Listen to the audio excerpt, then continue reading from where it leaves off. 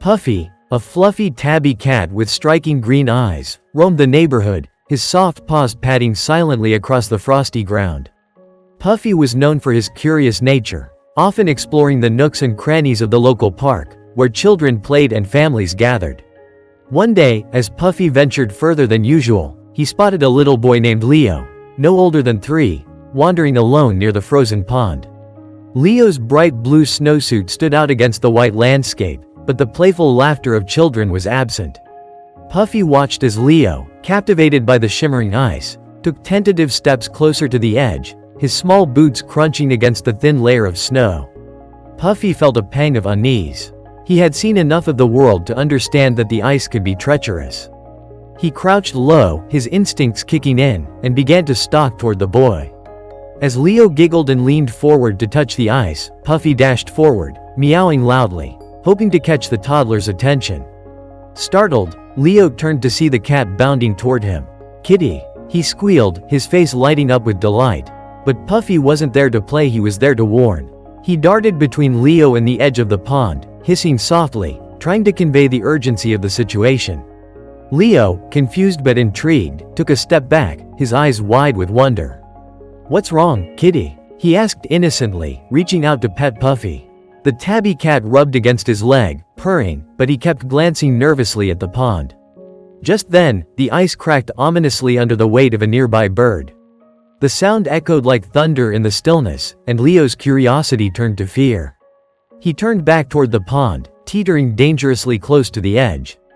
Puffy's heart raced, he needed to act fast. With a sudden burst of energy, Puffy leapt forward, his little body brushing against Leo's leg as he meowed insistently. The boy stumbled, his eyes wide with surprise, and he fell backward into the soft snow, giggling again.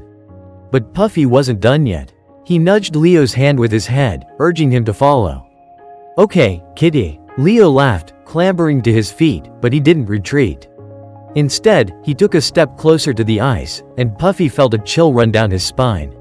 He darted in front of Leo once more, this time more forcefully, trying to steer him away from the danger. Just then, a distant voice called out, "Leo." It was his mother, her voice laced with worry. Puffy's ears perked up, and he glanced back at the sound. He knew he had to get Leo's attention on something else.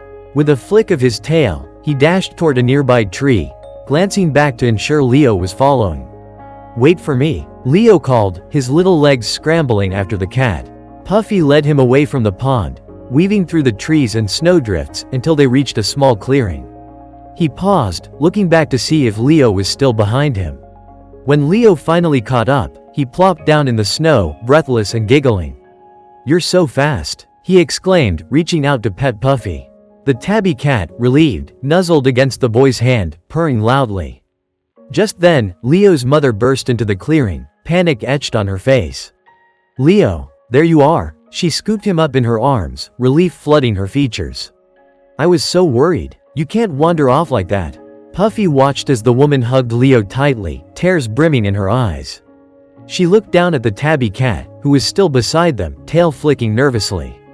"And you must be the brave little kitty who kept him safe." She knelt down, her eyes softening. "Thank you." In that moment, Puffy felt a warmth spreading through him. He had done his job.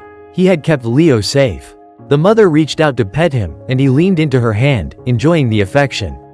From that day on, Leo's family welcomed Puffy into their home.